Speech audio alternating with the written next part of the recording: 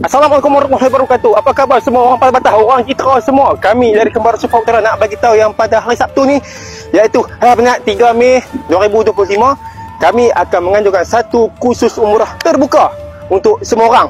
Di mana? Mai nak tunjuk. Di Raisin. Di Surau Khalid Al-Walid, Taman Wiramas Kepala Batah. Ni surau dia kat sini. Kami akan bawakan penceramah, iaitu Ustaz terpusing bulat beda ni. Ni dia, Ustaz Suhaimi Mak Syuib.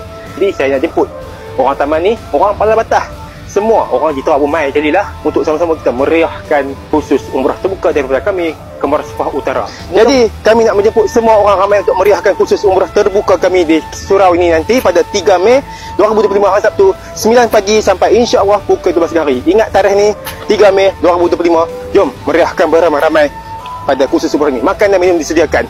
Kembar Sufa, teman kembara suci anda.